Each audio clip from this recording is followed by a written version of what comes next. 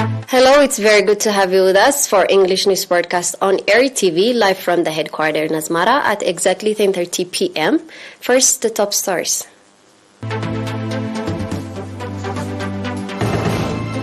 Ambassador Sofia Tesfamarem delivers speech at LDCs Conference. International Women's Day celebration.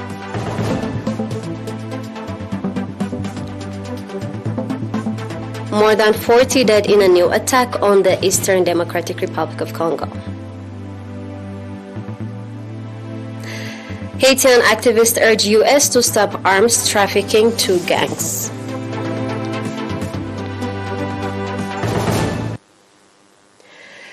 Ambassador Sofia Tesfamarem, Eritrea's permanent representative at the United Nations, delivered speech at the 5th UN Conference on the least developed countries that was organized in Doha, Qatar, from 5th to 9th March under the theme From Potential to Prosperity. In her deliberation, Ambassador Sofia said that this year's conference is of special significance as it's being held at a time when the global economy is facing enormous challenges emanating from the COVID-19 pandemic and the wars and geopolitical tensions in different parts of the world, coupled with a period when the perils of climate change are hideously inflicting human and socio-economic calamities. Given their vulnerability, Ambassador Sofia added that the least developed countries are the most affected by the economic slumps of such compounding crisis, where many of our people continue to endure poverty, and thus it is imperative to objectively appraise the last program of actions, results, and set out time-bound, transformative, and doable measures to address the developmental challenges of those countries.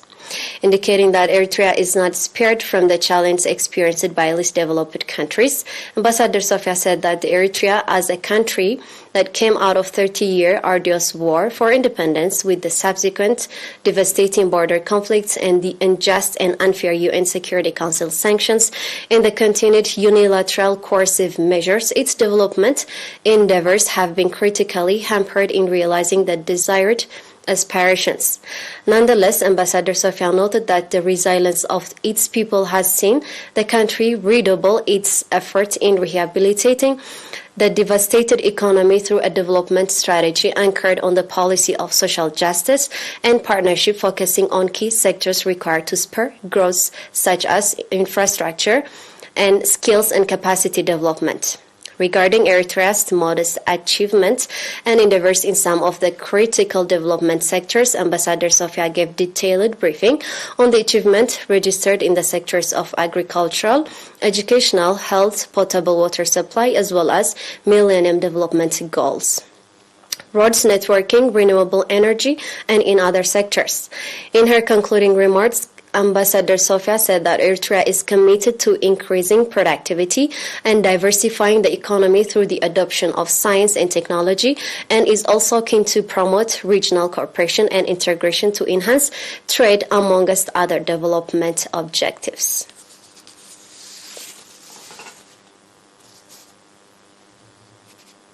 The International Women's Day, 8th March, has been celebrated at regional levels in the Southern region, Southern Red Sea region, as well as in Sawa, under the theme Eritrean Women Unwavering and Undertaking Sweat to Cultivate.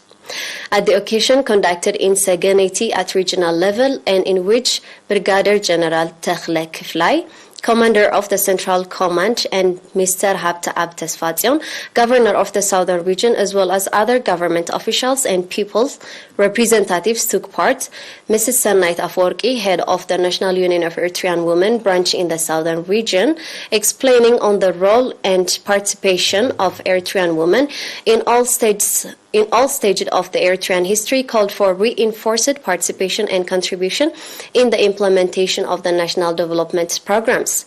Speaking at the event, Mr. Abtesfazion, Governor of the region, called for integrated effort to develop the participation of women in education, vocational training programs, and in other sectors. In the same vein, the International Women's Day has been enthusiastically celebrated in the port city of Asab at regional level. Ambassador Mohammed Said Mantai, Governor of the region, Brigadier General Abraham Andom, Commander of the Eastern Command, and other officials as well as a number of Asab residents attended the occasion, indicating that the International Women's Day is being celebrated at a historical stage in the history of the country. Mrs. Saada Ibrahim, head of the Union branch in the region, called on women to take advantage of the opportunities being provided and improve their livelihoods. Similarly, the International Women's Day has been celebrated in Sawa in the presence of the commander of the Sawa National Service Training Center and students. The event of the celebration featured cultural and artistic performance depicting the day.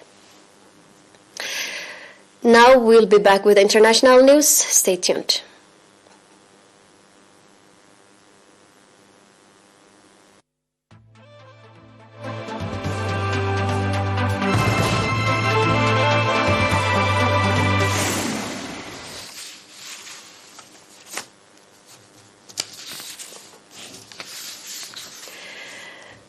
A new attack on the Eastern Democratic Republic of Congo last night killed more than 40 people, according to local authorities. The attack was attributed to the ADF rebels who are affiliated with the Islamic State group. The death toll, which is still provisional, in 38 people killed in Mukondi and 8 in Moussa, two villages close to each other in the territory of Beni in the province of North Kivu.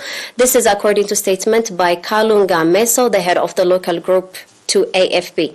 This toll was confirmed by Arsena Mumbre, president of the local civil society, who added that the attacker entered the village Mukondi quietly and killed most of the victims with knives. The ADF are originally Ugandan rebels with the Muslim majority who have been active since the mid-1990s in Eastern Democratic Republic of Congo, where they are accused of massacring thousands of civilians. In 2021, attacks on Ugandan soil were also attributed to them in a joint military operation between the Congolese and Ugandan armies was launched to hunt them down in North Kivu and the neighboring Ituri province.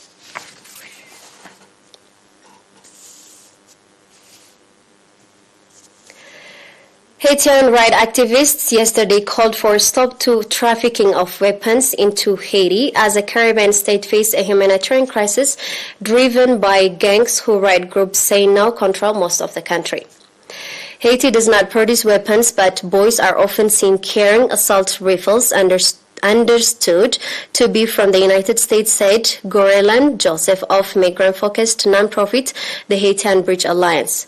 Rosie August Dawson from the RNDDH Human Rights Network said the Quest Department, the seat of Haiti's capital, is now under 100% under the control of armed gangs who she estimated now control 60% of territory nationwide. On average, each day, some 15 people are kidnapped, 4 are murdered, and 7 women or girls are raped, she said.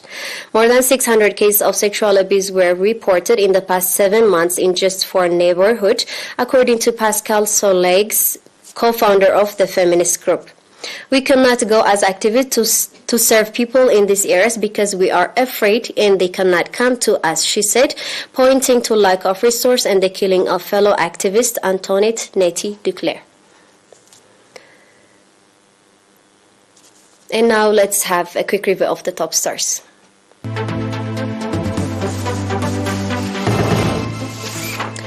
Ambassador Sofia Tesfamaram delivers speech at the LDCs Conference. International Women's Day celebration. More than 40 dead in a new attack on Eastern Democratic Republic of Congo. Haitian activists urge U.S. to stop armed trafficking to gangs.